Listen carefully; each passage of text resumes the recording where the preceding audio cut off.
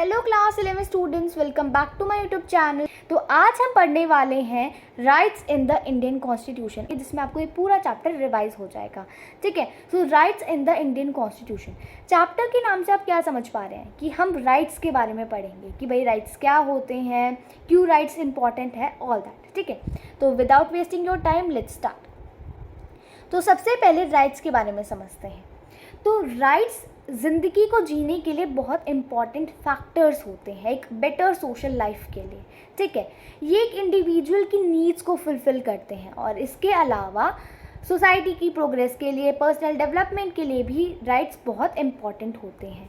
एक democratic government ये ensure करती है, ये ध्यान रखती है कि सभी लोगों को, उसके सभी सिटीजन्स को इक्वल राइट्स मिल रहे हैं। सभी सिटीजन्स बिना किसी डिस्क्रिमिनेशन के सोसाइटी में रह पाते हैं।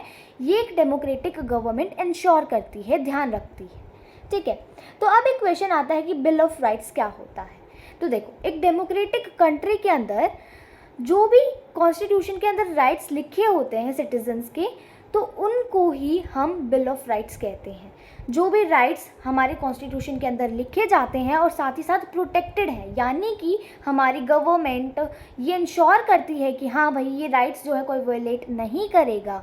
जो राइट्स प्रोटेक्टेड हैं एज वेल एज कॉन्स्टिट्यूशन के अंदर रिटर्न है, उनको हम बिल ऑफ राइट्स कहते हैं। तो अगर क्वेश्चन आएगा तो आप क्या लिखेंगे, ये लिखेंगे जो लिस्ट ऑफ राइट्स हैं जो कि हमारे कॉन्स्टिट्यूशन के अंदर लिखे हुए हैं और प्रोटेक्टेड हैं, उन्हें हम बिल ऑफ राइट्स कहते हैं।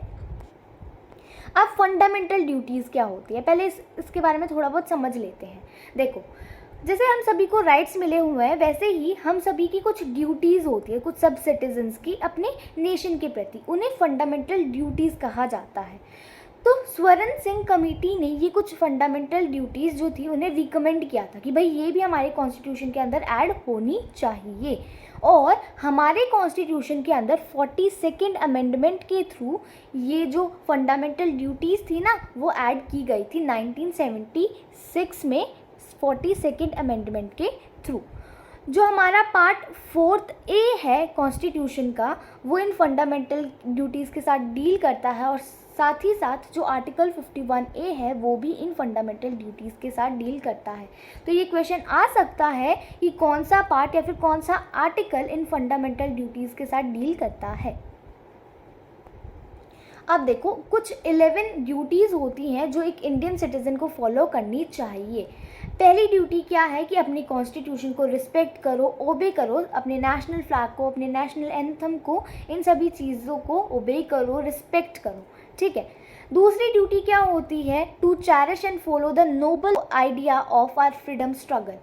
हमने कितनी मुश्किल से आज़ादी पाई है, इस आइडिया को चेरिश करो। ठीक है, तो ये भी हमारी सेकेंड ड्यूटी है। हमारे कंट्री की सॉवरेनिटी को प्रोटेक्ट करना कि भाई हमारा एक राज्य है, कोई दूसरा देश हमारे ऊपर कंट्रोल नहीं कर सकता, दिस इज़ सॉवरेनिटी। ठीक है, इंडिपेंडेंस, तो इसको प्रोटेक्ट करो, अपने नेशन को डिफेंड करो। तो ये हमारी कुछ ड्यूटीज़ हैं। पब्लिक प्रॉपर्टी, पब्लिक प्रॉपर्टी क्या होती है, जो गवर्नमेंट की जो प्रॉपर्टी है जिसके ऊपर हम कुछ लिख देते हैं, तो ऐसा नहीं करना है, उसे प्रोटेक्ट करना है। नेचुरल रिसोर्सेज को प्रोटेक्ट करना है।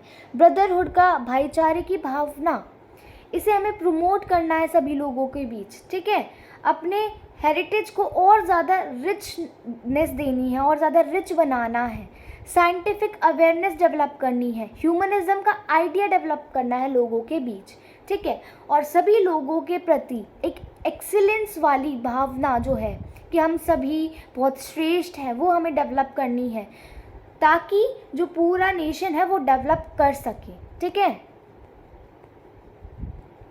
Parents should provide education for the children belong the age between 6 to 14। इस टाइम पीरियड में तो ज़रूर एजुकेशन प्रोवाइड करनी चाहिए पेरेंट्स को अपने चिल्ड्रन को। तो ये कुछ हमारी फंडामेंटल ड्यूटीज़ है जो कि हमारे कॉन्स्टिट्यूशन के अंदर मेंशन्ड है। कहाँ मेंशन्ड है वो मैं आपको बता चुकी हूँ, कौन सा आर्टिकल इसके साथ डील करता है वो भी I have told. Now next topic is DPSP। DPSP क्या होता है, directive principles of state policy. तो जो पार्ट 4th है इंडियन कॉन्स्टिट्यूशन का, वो DPSP के साथ डील करता है।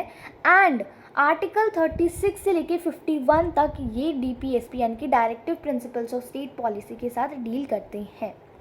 अब DPSP का एम क्या होता है कि भाई एक देश का, एक स्टेट का वेलफेयर, ठीक है, सोशो इकोनॉमिक और पॉलिटिकल जस्टिस हो सभी के साथ, तो ये कुछ एम होता है। अब ये DPSP मैं करे जा रही हूँ, इसका मतलब क्या होता है, तो एक स्टेट की, एक राज्य की जिम्मेवारी होती है कि भाई वो कुछ करेगा अपने लोगों के डेवलपमेंट के लिए, तो उन्हें हम DPSP कहते हैं, ठीक है।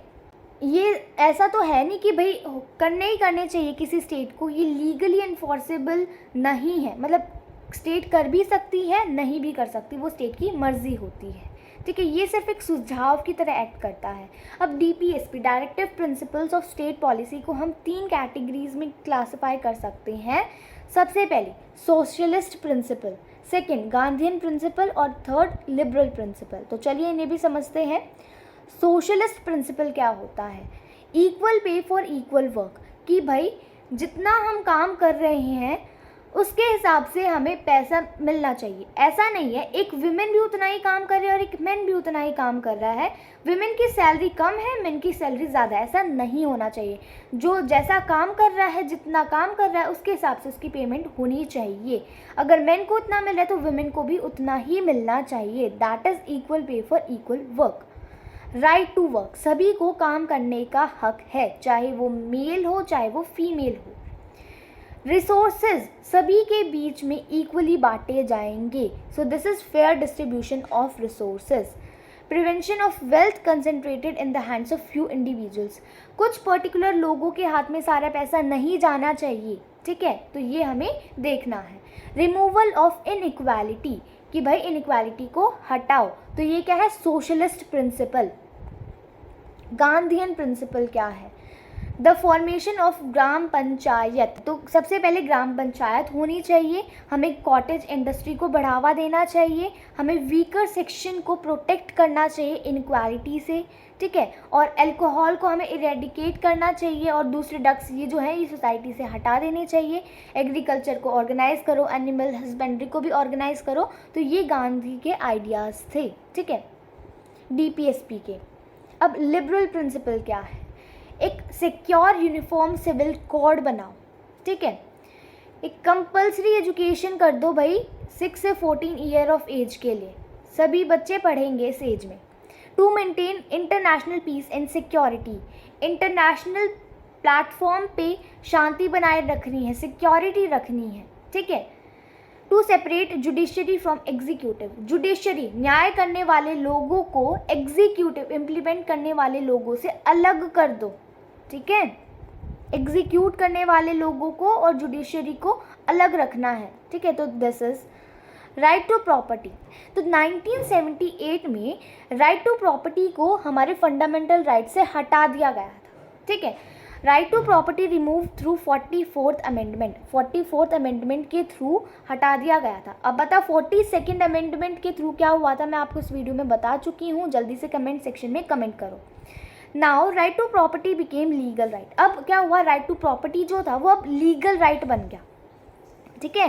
पहले क्या था? फंडामेंटल राइट, लेकिन अब उसे लीगल राइट बना दिया गया। 44th अमेंडमेंट के थ्रू उसे हटा दिया गया फंडामेंटल राइट से और लीगल राइट बना दिया गया।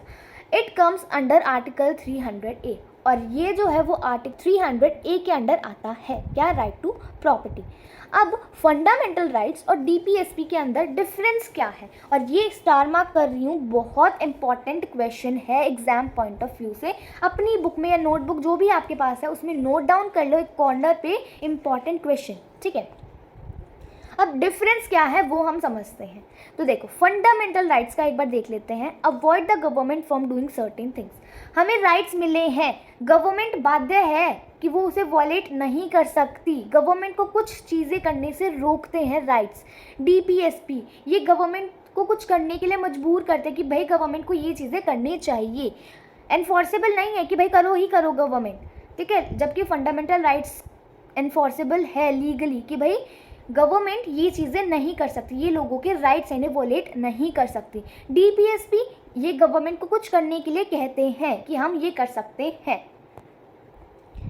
अब fundamental rights protect the rights and interest of individual, ठीक है, जबकि DPSP protect the interest and welfare of state और सोसाइटी, लोगों के इंटरेस्ट को, सोसाइटी के वेलफेयर को, इन सभी चीज़ों को प्रोटेक्ट करते हैं, प्रमोट करते हैं, ठीक है। फंडामेंटल राइट्स जस्टिशिएबल हैं, जबकि डीपीएसपी नॉन जस्टिशिएबल है, यानी कि जुडिशरी में जाकर हम ये नहीं कह सकते कि भाई डीपीएसपी लागू नहीं हो रहा है, उसे कोई फॉलो नहीं कर रहा है, तो हम ऐसा नहीं कह सकते क्योंकि जुडिशरी इसके ऊपर कोई कदम नहीं ले सकती, जबकि फंडामेंटल राइट्स के ऊपर जुडिशरी कोई भी कदम ले सकती है क्योंकि ये लोगों के राइट्स हैं।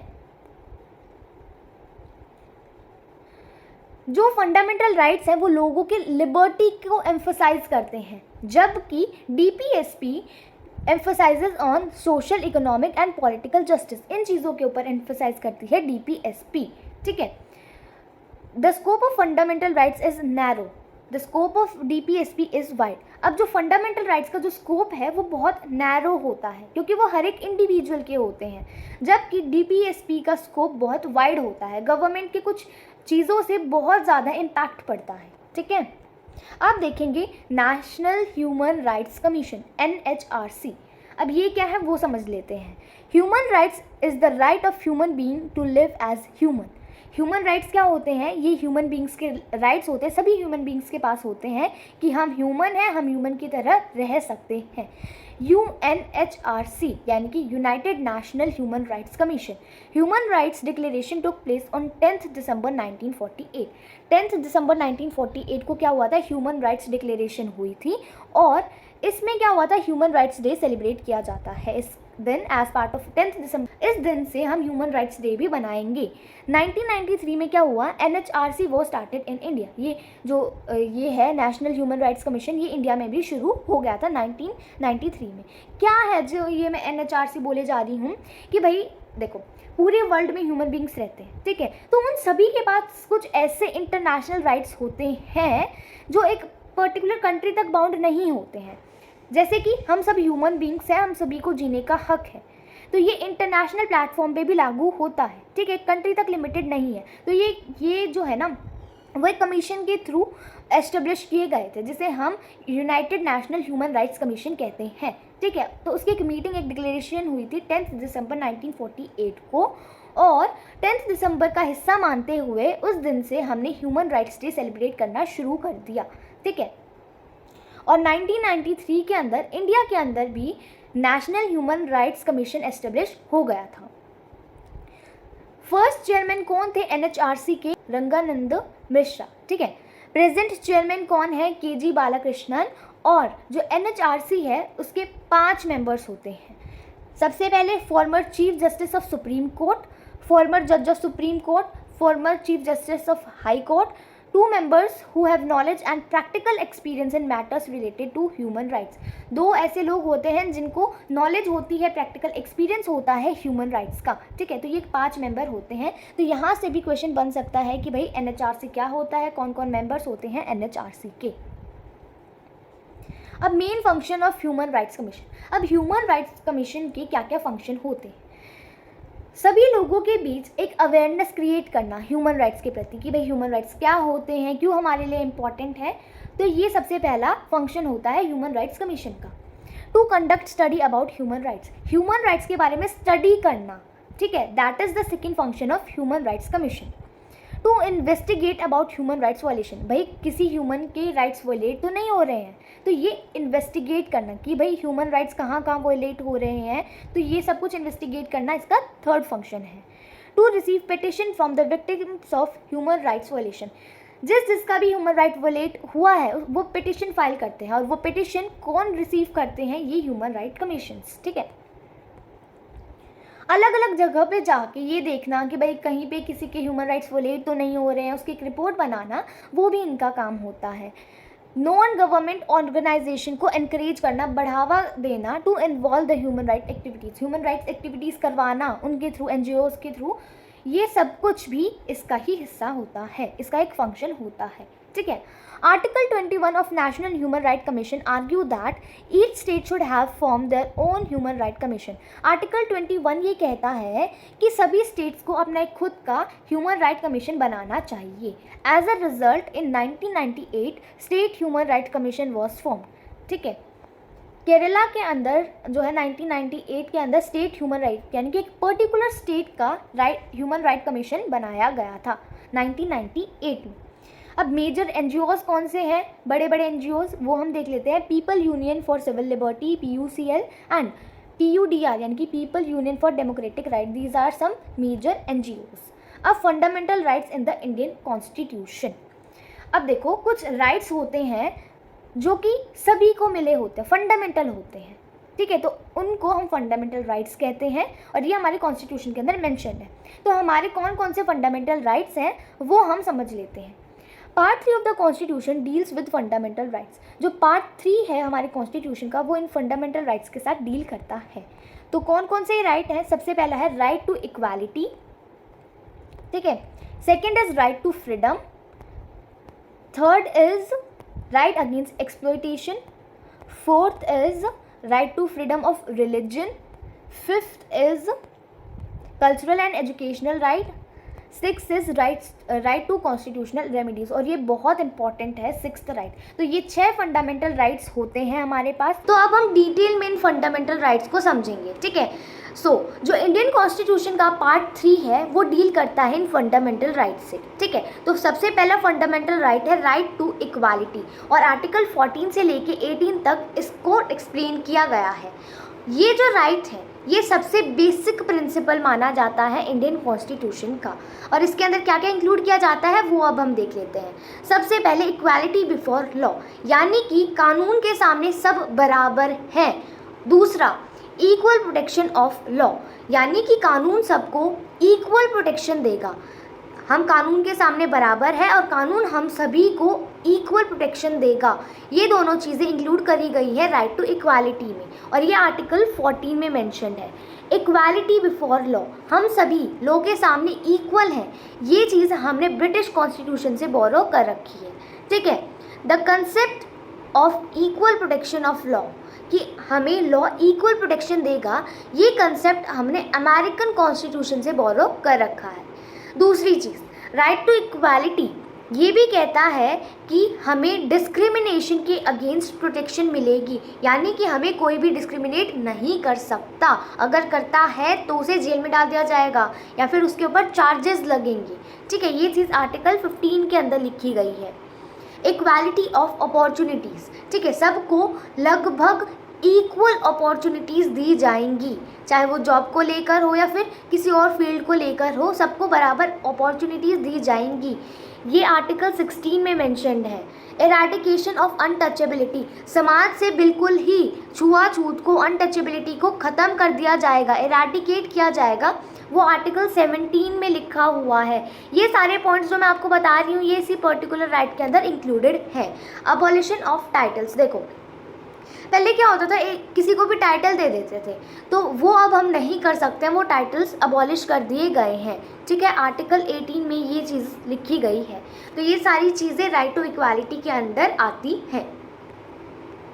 Next is right to freedom. Article 19 से 22 तक राइट टू फ्रीडम को एक्सप्लेन किया गया है। अब देखो, फ्रीडम का मतलब ये तो नहीं है कि जो हम चाहे वो कर सकते हैं। Freedom of a person should not hurt the freedom of other persons. हमारी फ्रीडम है, हमारी फ्रीडम दूसरे पर्सन की फ्रीडम को जब तक हर्ट नहीं कर रही ना, तो वो हम कह सकते हैं फ्रीडम है। देखो हमारी फ्रीडम है, मान लो दूसरे वाले पर्सन की भी तो फ्रीडम होगी, सामने वाले की भी तो फ्रीडम है। ऐसा तो है नहीं कि अपनी फ्रीडम के चक्कर में हम उसकी फ्रीडम की धज्जियाँ उड़ा रहे हैं, ठीक है। तो एक पर्सन की फ्रीडम दूसरी पर्सन की फ्रीडम को हर्ट ना करे, ये चीज़ भी हमें ध्यान रखनी चाहिए। The most important fundamental right is right to personal liberty. ये एक बहुत इंपॉर्टेंट फंडामेंटल राइट है, ठीक है। It can be considered as the backbone of all fundamental rights. इसे हम सभी फंडामेंटल राइट्स की बैकबोन भी कंसिडर कर सकते हैं। अब जो आर्टिकल 19 है उसके अंदर 6 तरीके की फ्रीडम गारंटी की गई है। कौन कौन सी, ये हम एक बार देख लेते हैं। Freedom of speech and expression, हम सभी को स्पीच का और एक्सप्रेस करने का हक है, फ्रीडम है। दूसरा, हम सब पीसफुली, शांति से असेंबल हो सकते हैं बिना किसी हथियार के। हम एसोसिएशंस, यूनियंस फॉर्म कर सकते हैं। हम अपनी इंडियन टेरिटरी में कहीं भी फ्रीली मूव कर सकते हैं। हम इंडिया के किसी भी पार्ट में रिजाइड कर सकते हैं, सेटल हो सकते हैं, ठीक है। हम किसी भी प्रोफेशन को फॉलो कर सकते हैं, कोई भी ऑक्यूपेशन हम कैरी आउट कर सकते हैं। तो ये 6 तरीके की फ्रीडम जो थी वो गारंटी की गई है article 19 of the Indian constitution में, ठीक है। तो राइट टू फ्रीडम हमने अभी देखा है। अब देखो, protection against conviction of offences. अब जो ये right to we can say freedom है, ये हमें प्रोटेक्शन भी देता है कन्विक्शन ऑफ ऑफेंसेस। मान लो किसी ने हम पे कोई इल्ज़ाम लगा दिया कि हमने कोई पर्टिकुलर ऑफेंस करा है, बट रियलिटी में हमने नहीं करा, तो हमें उसके अगेंस्ट प्रोटेक्शन भी दी जाएगी। ये आर्टिकल 20 के अंदर मेंशन्ड है। Right to life and personal liberty, हम सभी को जीने का हक है, हम सभी के पास पर्सनल लिबर्टी है, ये आर्टिकल 21 के अंदर मेंशन्ड है। हम सभी को एजुकेशन का भी हक है, ये आर्टिकल 21A के अंदर मेंशन्ड है। And protection against arbitrary arrest and detention, हम सभी को बिना किसी वजह के कैद कर लिया गया है, जेल में डाल दिया गया है, डिटेंशन दे दी गई है, कुछ भी कर लिया गया है, तो उसके अगेंस्ट हम प्रोटेक्शन डिमांड कर सकते हैं, ठीक है। हमें कोई भी ऐसे कैद करके नहीं रख सकता, ये आर्टिकल 22 के अंदर मेंशन्ड है। नेक्स्ट है राइट अगेंस्ट एक्सप्लॉयटेशन, ठीक है। ये आर्टिकल 23 से लेके 24 तक इसको एक्सप्लेन करा गया है। इंडिया के अंदर अलग अलग तरीके का एक्सप्लॉयटेशन होता है, slavery, begar, bonded labour, child labour, इतनी सारी एक्सप्लॉयटेशन देखने को मिलती है। The constitution sees a person exploiting another person as a criminal offence. अगर एक पर्सन दूसरे पर्सन को एक्सप्लॉयट करता है तो हमारा कॉन्स्टिट्यूशन उसे क्रिमिनल मानता है। समझ आया, ठीक है। Article 23 prohibits traffic in human beings and all types of bonded labor like beggar। Article 23 prohibit करता है कि ह्यूमन ट्रैफिकिंग जो है वो इलीगल है एंड ऑल्सो बॉन्डेड लेबर भी इलीगल है, जैसे कि बैगर वगैरह बना देते हैं बच्चों को, so that is also illegal. ये हमारा आर्टिकल 23 प्रोहिबिट करता है, ठीक है। आर्टिकल 24 जो है वो प्रोहिबिट करता है 14 साल से कम उम्र वाले बच्चों को अगर फैक्ट्रीज़ में, माइंस में हज़ार्डस काम करवाया जाता है किसी भी तरीके का, तो दैट इज़ ऑल्सो इलीगल। ये आर्टिकल 24 के अंदर मेंशन्ड है। Next is right to freedom of religion. जैसा कि आपको पता चल रहा है, रिलीजन हम कोई भी प्रैक्टिस कर सकते हैं, हम सभी को फ्रीडम है, ठीक है। ये आर्टिकल 25 से लेकर 28 तक इसको एक्सप्लेन करा गया है। It ensure freedom of faith and permit to all citizens. हम किसी भी फेथ में बिलीव कर सकते हैं, ठीक है, हम सभी सिटीजन्स को हक है। It allow the persons to profess and propagate any religion. हम किसी भी रिलीजन को प्रैक्टिस कर सकते हैं, वही चीज़ बताई गई है। The constitution envisages a secular democratic republic, so it ensures the enjoyment of right to freedom of religion। हमारा कॉन्स्टिट्यूशन हमारी कंट्री को एक सेक्युलर कंट्री मानता है, यानी कि एक ऐसी कंट्री जहाँ पर हम कोई भी रिलीजन प्रैक्टिस कर सकते हैं। तो इसी की वजह से हम सभी को हक है किसी भी रिलीजन को फॉलो करने का, ठीक है। ये जो फ्रीडम है ये एक्सप्लेन की गई है, दी गई है आर्टिकल 25 से लेके 28 तक, ठीक है। अब देखो इसके अंदर कौन कौन सी चीज़ें मेंशन्ड है इस पर्टिकुलर राइट के अंदर, वो हम एक बार समझ लेते हैं। To profess and propagate any religion, हम कोई भी रिलीजन फॉलो कर सकते हैं, आर्टिकल 25 के अंदर ये मेंशन्ड है। To establish and maintain institution, हम कोई भी रिलीजनल इंस्टीट्यूशनल को एस्टेब्लिश कर सकते हैं, मेंटेन कर सकते हैं, ये आर्टिकल 26 के अंदर लिखा गया है। जैसे कि चर्च बना सकते हैं, मंदिर बना सकते हैं, मस्जिद बना सकते हैं, ठीक है। To get expense for promotion and maintenance of any particular religion, हम जो है अपनी पर्टिकुलर रिलीजन को प्रमोट कर सकते हैं, ठीक है, हम उसके लिए फंड्स इकट्ठा कर सकते हैं, ये आर्टिकल 27 के अंदर रिटर्न है। To get the freedom from religious instructions in certain educational institution, ये आर्टिकल 28 के अंदर लिखा गया है, ठीक है। Next is cultural and educational right, article 29 और 30 के अंदर इसको एक्सप्लेन करा गया है, समझाया गया है। ये वही है कि हम अपने कल्चर को फॉलो कर सकते हैं, हम सभी को पढ़ने का हक है, हम अपने कल्चर को पढ़ा भी सकते हैं, कुछ इंस्टीट्यूशन भी एस्टेब्लिश कर सकते हैं अपने कल्चर को पढ़ाने के लिए। आई होप आपको ये भी समझ में आया होगा। Next is right to constitutional remedies. ये बहुत इंपॉर्टेंट है और कई बार इस पर क्वेश्चन भी आ जाता है, तो मैंने इसे रेड कलर से हाईलाइट भी कर रखा है। जो डॉक्टर अंबेडकर थे, उन्होंने इस राइट को हार्ट और सोल कंसिडर करा है हमारे कॉन्स्टिट्यूशन का। तो यहाँ से क्वेश्चन बन सकता है, तो यहाँ पर आप क्वेश्चन मार्क कर लेंगे, ठीक है। अपनी नोटबुक में, बुक में लिख सकते हैं कि डॉक्टर बी आर अम्बेडकर ने कौन से राइट को हार्ट और सोल माना है हमारे कॉन्स्टिट्यूशन का। इसका आंसर क्या है? Right to constitutional remedies. अब क्या है इस राइट के अंदर ऐसा? The right to constitutional remedies ensure the enjoyment of fundamental right by all individuals. इस राइट की वजह से ही हम अपने दूसरे फंडामेंटल राइट्स को एंजॉय कर पाते हैं। अब जो ये कॉन्स्टिट्यूशनल रेमेडीज़ वाला राइट है, ये हमें हक देता है कि अगर हमारा कोई भी फंडामेंटल राइट वायलेट होता है तो हम डायरेक्ट कोर्ट में जा सकते हैं, ठीक है। तो ये राइट हमें फ्रीडम देता है। If any of fundamental right is violated, the citizen can approach high court, supreme court to get it, ठीक है। Article 32 supreme court, article 226 high court. तो इनके अंदर मेंशन है कि अगर किसी भी सिटीजन का फंडामेंटल राइट वोलेट हो रहा है तो हाई कोर्ट या सुप्रीम कोर्ट डायरेक्टली जा सकता है उसे वापस पाने के लिए। जो सुप्रीम कोर्ट है और जो हाई कोर्ट है इंडिया के, वो कुछ ऑर्डर्स इशू कर सकते हैं या फिर गवर्नमेंट को कुछ सलाह दे सकते हैं कि भाई इन राइट्स को एनफोर्स करवाने के लिए गवर्नमेंट क्या कर सकती है, ठीक है। तो उन ऑर्डर्स को हम रिट्स कहते हैं। समझ में आया? तो चलिए अब इन रिट्स को डिटेल में समझते हैं। For enforcing fundamental rights the courts can issue various types of rights. Fundamental rights को एनफोर्स करने के लिए कोर्ट्स अलग अलग ऑर्डर्स इशू कर सकते हैं, जिन्हें हम रिट्स कहते हैं। कौन कौन से रिट्स हैं? Habeas corpus, mandamus, prohibition, certiorari and quo warranto. तो ये बहुत इंपॉर्टेंट होते हैं ये रिट्स, इनको आपको याद करना होगा कि भाई हैबियस कॉर्पस क्या होता है, मैंडेबस क्या होता है, इनका क्राइटेरिया क्या है, ये सब कुछ आपको पता होना चाहिए। एग्जाम में क्वेश्चन भी आता है, ठीक है। हैबियस कॉर्पस, ठीक है, that you have the body.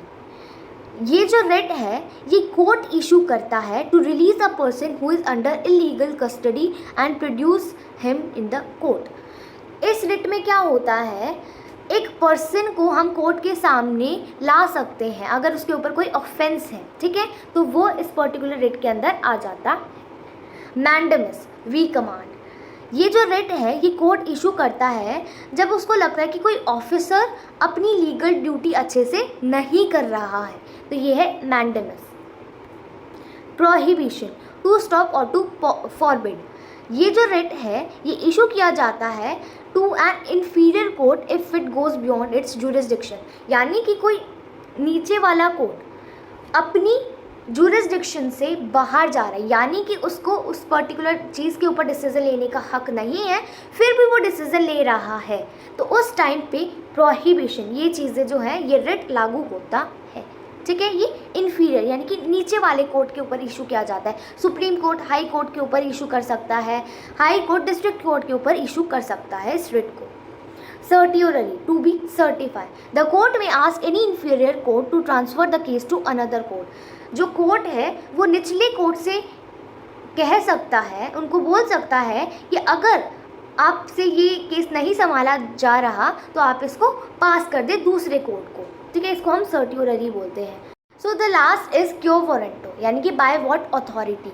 ये जो रिट है वो कोर्ट इशू करती है किसी पर्सन की लीगैलिटी को एग्जामिन करने के लिए। यानी कि मान लो एक पर्सन के पास एक पब्लिक ऑफिस है, क्या उस पर्सन का लीगली उसके ऊपर क्लेम है या नहीं है, इस चीज़ को एग्जामिन करने के लिए ये रिट इशू किया जाता है कोर्ट के द्वारा। सो लास्टली आई वुड से कि अगर आपको ये वीडियो अच्छी लगी है तो don't forget to like this video.